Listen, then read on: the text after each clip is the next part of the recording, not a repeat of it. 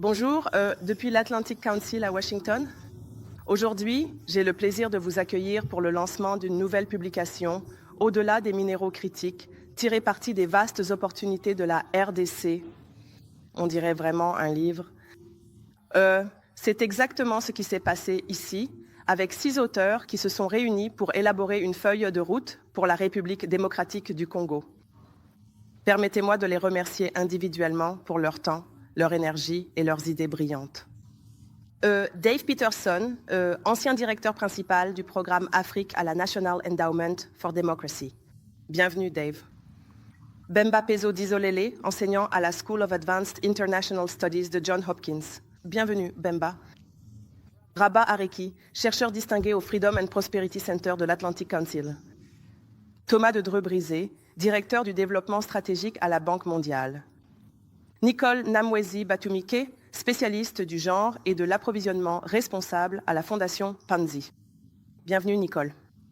Et Calixte Houeg-Boussi, chef de mission pour la RDC au Fonds monétaire international. Bienvenue Calixte.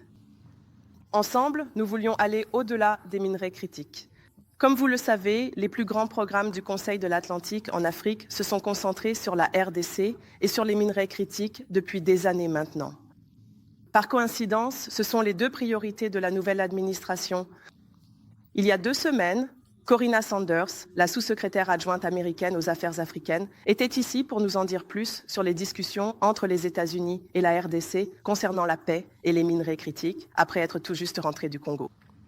Cependant, ce pays est trop vaste, de la taille de l'Europe de l'Ouest, et trop complexe pour être réduit à son cobalt et à son cuivre.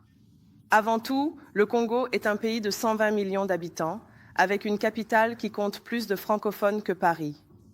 Cependant, le pays compte 200 langues, ce qui en dit long sur la richesse de sa culture.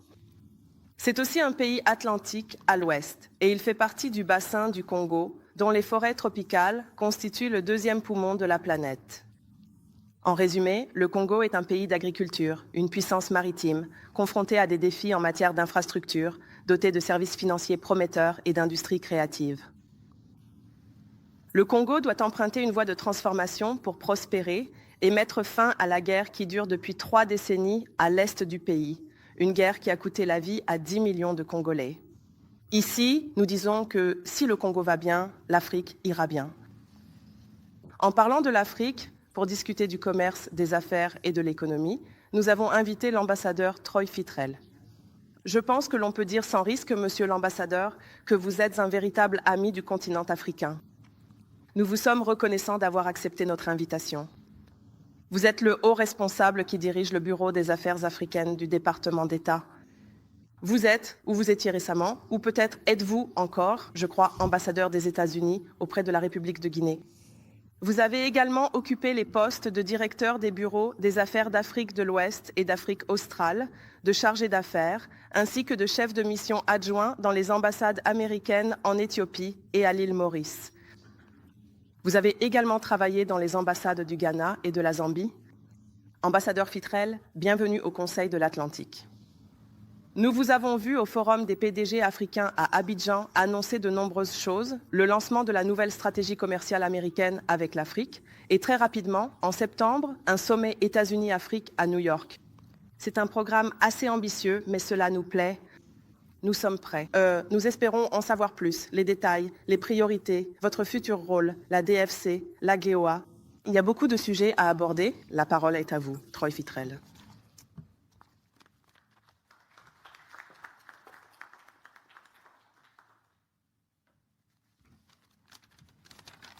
N'ayez crainte, ce ne sont que quelques notes.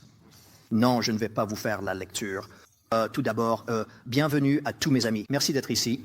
Et j'espère qu'en disant simplement « bienvenue à tous mes amis », cela inclut tout le monde. Cela inclut l'ambassadrice Yad, nos panélistes, tout le monde. Le fait que vous soyez ici signifie que vous êtes un public auto-sélectionné de personnes qui se soucient réellement de ces questions. Cela ne devrait plus être un marché de niche. Je pense que l'un des éléments clés que nous devons avoir, c'est une compréhension complète de ce que signifie s'engager avec la RDC, de ce que signifie s'engager avec l'Afrique, et de voir que ce n'est pas fait par pur altruisme, mais bien parce que c'est fondamentalement important. Vous savez, mon équipe me fournit sans cesse des faits du genre « en 2050, un travailleur sur 3 dans le monde sera africain » et ce genre de choses. Et franchement, j'en ai assez d'entendre ça. En fait, je ne me préoccupe pas vraiment de 2050 dans ce sens-là. L'Afrique est importante dès maintenant. La RDC est importante dès maintenant. Les gouvernements africains sont dès à présent des membres à part entière, importants et essentiels sur la scène mondiale, et nous devrions le reconnaître. Donc, l'ambassadrice Yadé a mentionné qu'à Abidjan, nous avons lancé notre stratégie commerciale. Et l'idée derrière cela, c'est que c'est ce que nous voyons qui fonctionne. Nous avons passé 60 ans à faire de l'aide au développement et beaucoup de ces pays n'en sont pas visiblement transformés. Ne vous méprenez pas, j'aime nos projets d'assistance, j'aime nos collègues, j'aime le travail que nous avons accompli. Mais les pays ne se développent pas par altruisme. Ils se développent grâce à un véritable essor commercial dans leur propre intérêt. Et dans ce sens, on peut regarder ce qui se passe dans différents pays. Je vais même prendre le Ghana comme exemple. Vous savez, à l'époque où la bauxite a été découverte ou a commencé à être exploitée régulièrement au Ghana, cela aurait pu être un pays où l'on se contente simplement d'extraire la bauxite, de la charger sur un navire et de l'exporter. Mais ils ont fait un investissement massif dans les infrastructures et ont construit le barrage, le BL pour là, et créé le lac Volta afin d'avoir l'électricité nécessaire pour transformer la bauxite en aluminium. Et voici la chose amusante. Ce projet emblématique a en fait créé la classe moyenne ghanéenne, car c'était pratiquement les seules personnes du pays à avoir un emploi réel, stable et formel dans le secteur formel. Et Valco a fait quelque chose de vraiment intéressant à ce niveau-là. Ils avaient un plan selon lequel, pour leurs employés, lorsqu'ils atteignaient l'âge de 50 ans, ils pouvaient encaisser la moitié de leur retraite immédiatement, ce qui a offert, pour la première fois dans ce pays, l'opportunité, le capital nécessaire pour entreprendre des choses. Ils pouvaient acheter une maison, ils pouvaient créer une entreprise, ils pouvaient envoyer leurs enfants à l'université quelque part. Ces enfants de Valco sont devenus le centre dynamique de la classe moyenne au Ghana. Et quand on regarde le Ghana, disons à partir de... Vous savez, j'y ai servi en 1997, il y a presque 30 ans. La différence entre le Ghana d'aujourd'hui et celui d'il y a 30 ans est tout simplement spectaculaire. Mais c'est grâce à ce que cette classe moyenne a pu créer. Maintenant, je ne présente pas le Ghana comme le modèle unique à suivre partout sur Terre. Mais on observe cela dans différents pays. En Guinée, c'est CBG. On voit cela à différents endroits. Ce type d'investissement a vraiment compté et a réellement fait la différence. Donc la stratégie que nous avions était d'abord de tirer parti de nos plateformes diplomatiques et de faire de la diplomatie commerciale un axe central. Nous avons toujours dit que c'était une priorité, mais nous disions aussi que 35 autres choses étaient des priorités. Donc, en éliminant beaucoup de ces autres priorités et en mettant vraiment la diplomatie commerciale au premier plan, cela a changé certaines choses. J'ai veillé à ce que nos ambassadeurs sachent que c'était leur devoir et qu'ils seraient évalués là-dessus, et cela a fait une différence. Je crois qu'au dernier décompte, nous avons, depuis le 20 janvier, nous avons 71 nouveaux accords d'une valeur de plus de 7 milliards de dollars. Et c'est un changement radical. Ensuite, nous devons travailler avec les entreprises africaines, enfin les pays africains, nos gouvernements hôtes et le secteur privé. Pour cela, nous collaborons souvent avec les chambres de commerce américaines, car elles font un travail remarquable pour déterminer ce qu'il faut améliorer dans le climat des affaires. Ce n'est pas hostile. Il ne s'agit pas de formuler des exigences. Ce sont les gouvernements hôtes qui souhaitent davantage d'investissement. Ils veulent plus d'activités commerciales. Comment y parvenir? Qu'est-ce qui bloque? Donc, travailler avec eux sur ces questions, sur l'amélioration du climat des affaires, c'était le deuxième point. Le troisième, bien sûr, c'est tout simplement l'infrastructure. Ce sont des objectifs clairs. Là, dans certains pays, s'ils n'ont pas investi dans les infrastructures depuis 60 ans, alors il y a 60 ans d'infrastructures à réaliser dès maintenant. Donc il y a beaucoup d'opportunités à ce niveau-là. Et quand je parle d'infrastructures, tout le monde pense tout de suite aux rails, aux routes, à certains ports, peut-être à l'électricité. N'oublions pas le numérique. L'infrastructure numérique est absolument essentielle. Si vous voulez participer à l'économie moderne, il vous faut une colonne vertébrale numérique et c'est crucial. Quatrièmement, il s'agit simplement d'organiser des missions de diplomatie commerciale. J'ai besoin de faire venir des gens de Washington. J'ai parlé de vous comme d'une communauté qui se sélectionne elle-même. Je dois sortir les gens de cette ville, les emmener à l'étranger et leur faire comprendre ce qui se passe. C'est pour cela que j'étais au Forum des PDG à Abidjan. C'est pour cela que la semaine prochaine, je serai à Luanda pour le sommet du Corporate Council en Afrique. C'est la raison pour laquelle nous faisons tout cela. Ensuite, il s'agit de connecter les entreprises américaines. Nous avons 300 000 entreprises aux États-Unis qui sont prêtes à exporter, mais qui ne font aucun commerce en Afrique. Et c'est absurde. Nous devons faire beaucoup mieux pour promouvoir les opportunités de marché là-bas. Et enfin, pour que personne ne pense que je ne fais que pointer du doigt nos gouvernements africains, nous devons aussi mettre de l'ordre chez nous. Nous devons organiser, dynamiser et rendre actives nos entités de financement et de promotion du commerce à Washington. Et cela inclut la DFC, l'ex-IM, la TDA, le département d'État, le CE, le département du commerce et dans de nombreux cas, le département de l'énergie. Nous devons parler d'une seule voix. Dans les ambassades, nous avons ce que nous appelons les deal teams, c'est-à-dire que toutes les personnes de l'ambassade susceptibles d'être impliquées dans une opportunité commerciale se réunissent en tant que groupe de travail. Nous avons commencé à faire cela ici à Washington également. Lorsque je reçois une délégation venant de l'étranger, j'invite mes collègues de l'ex-IM, de la DFC et du commerce à se joindre à moi pour ces réunions. D'une part, pour que la délégation n'ait pas à organiser 4 réunions différentes à travers la ville, mais aussi pour qu'elle n'entende pas 4 discours différents. Et puis, quand nous quittons cette réunion, nous savons qui est responsable de quoi et sur quoi nous nous sommes mis d'accord. Ce sont les 6 points, et c'est pour cela que nous faisons tout cela. En particulier, nous devons être plus offensifs à ce sujet. Je pense qu'actuellement, le plafond de défaillance prévu pour l'Exim Bank est de 2%, et nous n'atteignons même pas ce seuil. Je veux doubler ce plafond à 4, et je veux que nous soyons constamment mis au défi d'aller au-delà de cela. Nous devons être offensifs. Si vous restez en dessous de 2%, vous agissez un peu comme une banque ordinaire, et nous avons déjà beaucoup de banques ordinaires. J'ai besoin que la banque d'import-export soit offensive. Je veux qu'ils échouent parfois. C'est comme ça que nous saurons que nous avançons. Maintenant, nous sommes ici aujourd'hui pour parler du DRC en général. Je suis sûr que certaines personnes s'intéressent au processus de paix en cours en ce moment. Cette semaine à venir, nous avons effectivement des équipes techniques ici pour essayer d'atteindre la prochaine étape. Nous avons défini ces principes. Maintenant, nous débattons de la manière de mettre ces principes en pratique. Nous avons fait, je pense, tout ce que nous pouvions en ligne par visioconférence, par email. Il est temps de réunir à nouveau les équipes, donc c'est ce que nous faisons en ce moment. Maintenant, le calendrier, comme vous l'avez peut-être entendu, oui, nous avons établi ces principes en avril. Nous avons ces équipes techniques ici aujourd'hui. Nous visons toujours un accord de paix en juin ou juillet. C'est en quelque sorte ce que les États-Unis apportent à la table, c'est-à-dire un calendrier extrêmement ambitieux, pour être franc, une véritable ambition. Il n'y a aucune raison de tergiverser là-dessus. Si nous devons le faire, on le fait maintenant. Nous n'allons pas attendre 6 mois pour la prochaine réunion. Nous devons mener cela à bien. Et donc, oui, c'est sur cela que nous travaillons. Et je devrais préciser que la raison pour laquelle nous sommes impliqués, c'est parce que les 2 parties nous l'ont demandé. Les 2 parties ont dit, d'accord, peut-être que vous pouvez faire avancer les choses. Et c'est pour cela que nous sommes vraiment au cœur de tout cela. Mais l'élément clé, c'est qu'il y a un certain nombre de processus dont vous avez entendu parler. Vous avez entendu parler des processus de Luanda et de Nairobi. Nous avons maintenant un processus de Doha. Et puis bien sûr, il y a le processus de l'Union africaine. Ce ne sont pas des cadres séparés que l'on peut opposer les uns aux autres. Ils sont organisés, ils sont coordonnés et ils se soutiennent mutuellement. Et en fait, nous aurons les Qataris ici la semaine prochaine également, dans le cadre des négociations.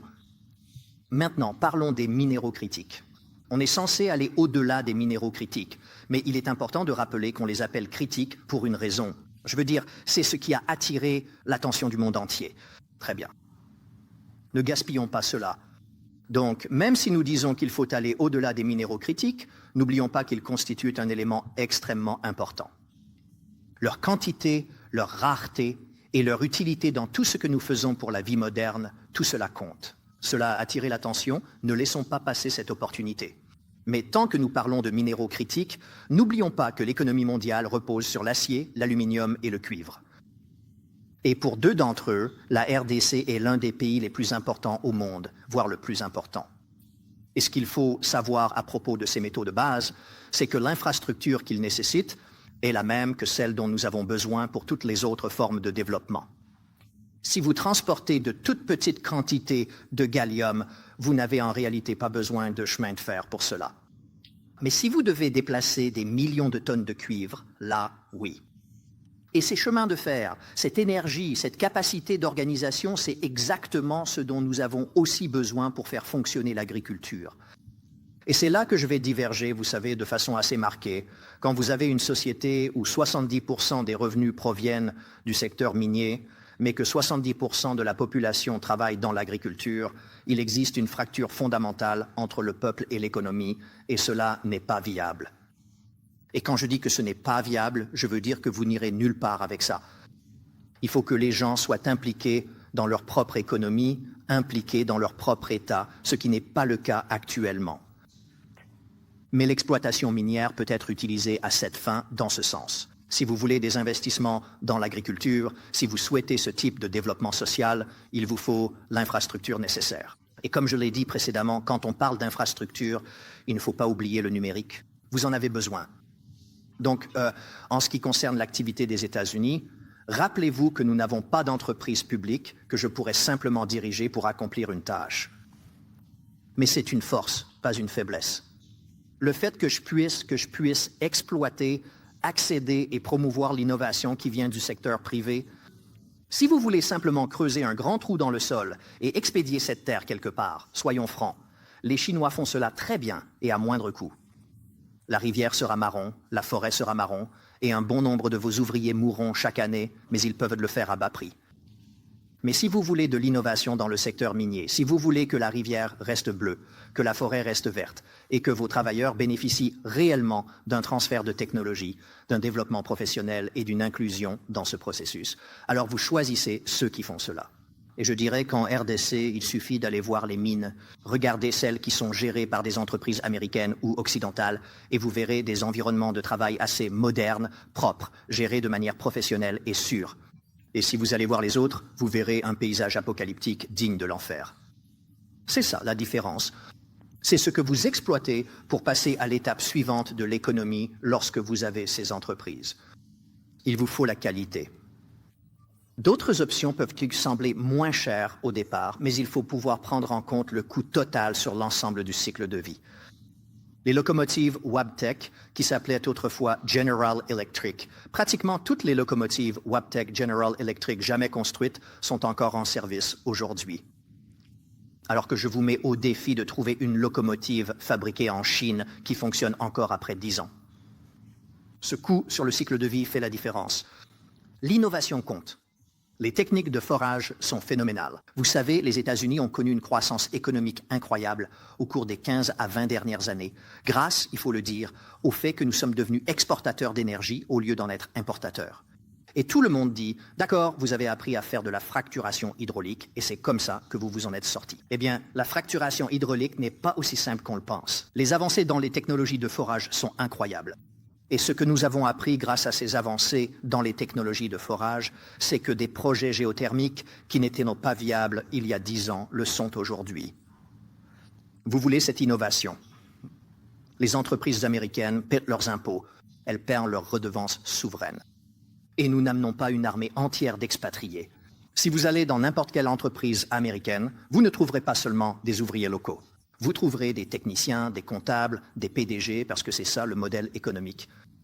Je vais simplement conclure en disant que j'ai récemment lu un livre écrit par le tout premier ambassadeur américain au Kenya, et il est parti au Kenya en pensant qu'il allait parler de tout ce qui concerne le Kenya.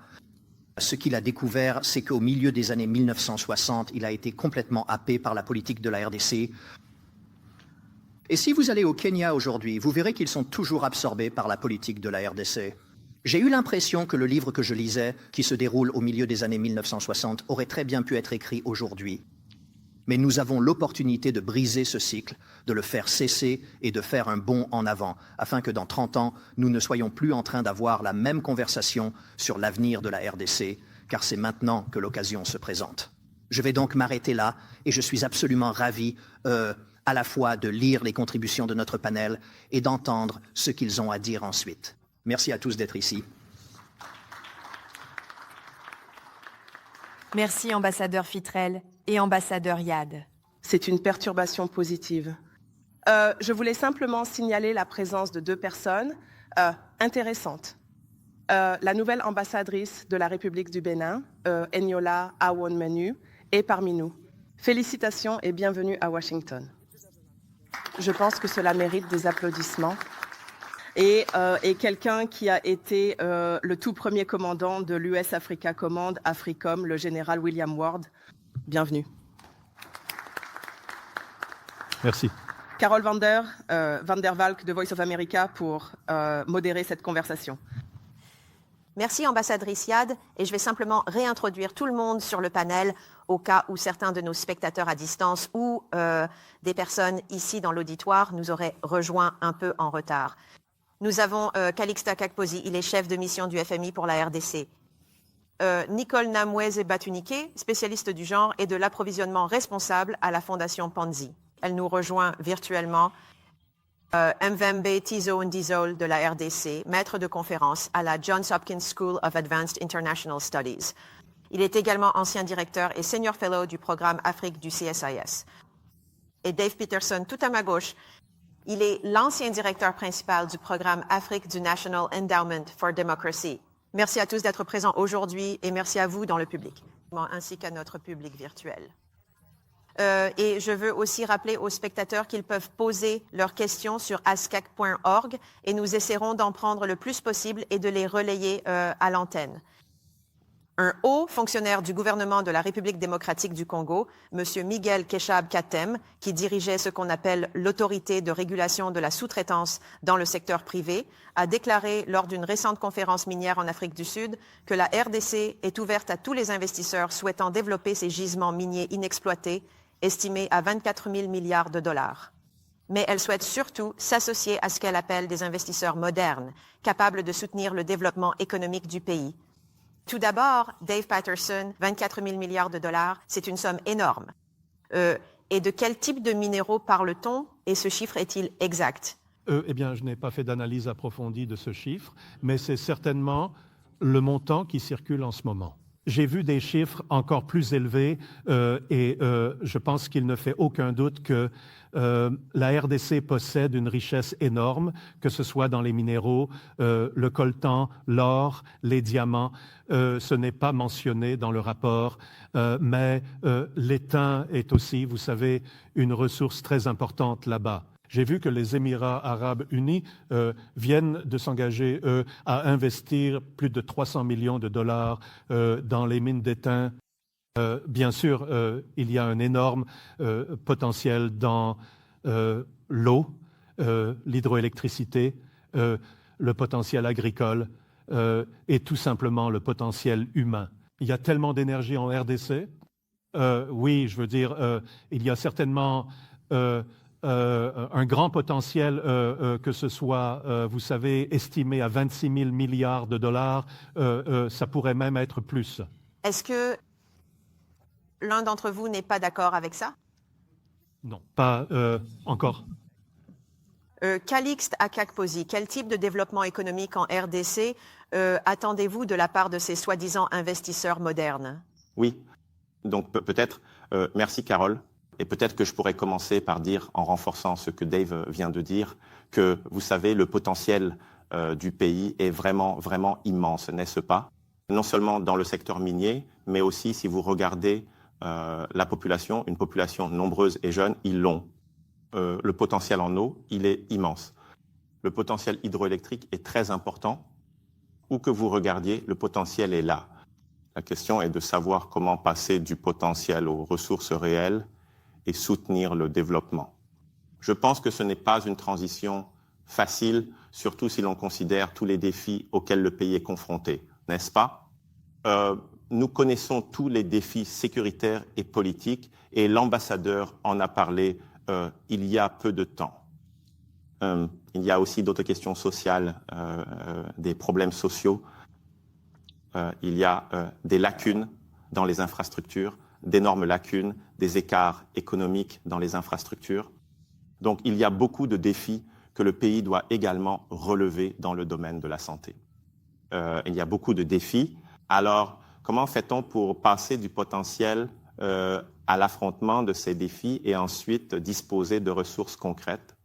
Je pense que, comme vous pouvez le constater, je veux dire, si le développement en RDC ou partout ailleurs, en fait, présente de nombreux atouts, n'est-ce pas? Ce n'est pas seulement une question de se concentrer uniquement sur les aspects économiques. Il y a des questions politiques, sociales et d'autres aspects à aborder, la gouvernance, etc., qui doivent être traités.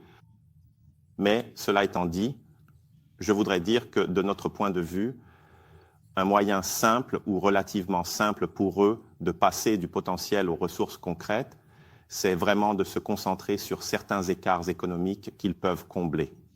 Par exemple, en ce qui concerne les infrastructures, si l'on regarde la couverture routière du pays, elle est très faible, n'est-ce pas? Si l'on regarde la production d'énergie, elle est aussi relativement faible, malgré le potentiel. Donc, s'ils peuvent se concentrer sur ces aspects, cela ferait une énorme différence.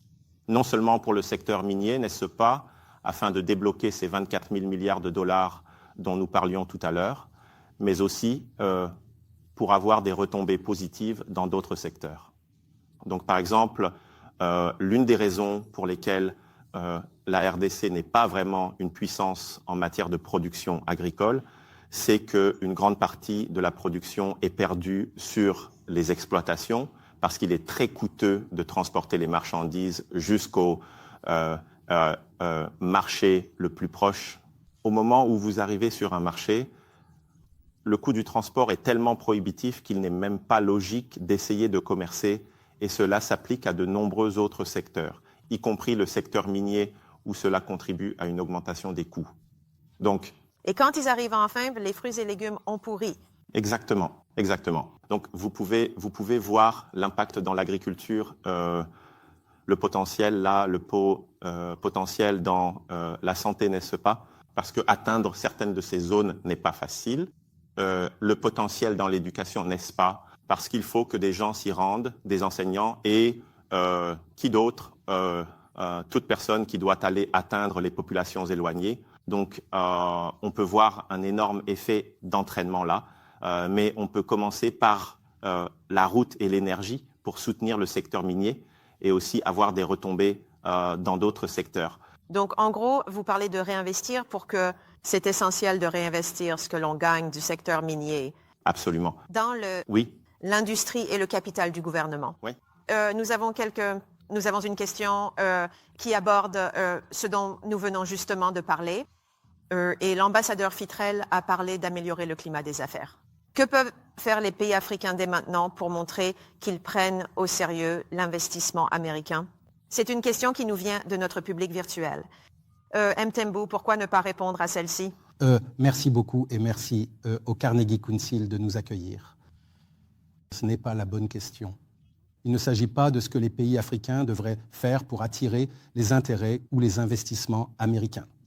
La vraie question, c'est qu'est-ce que l'Amérique peut faire pour apporter ses propres investissements en Afrique?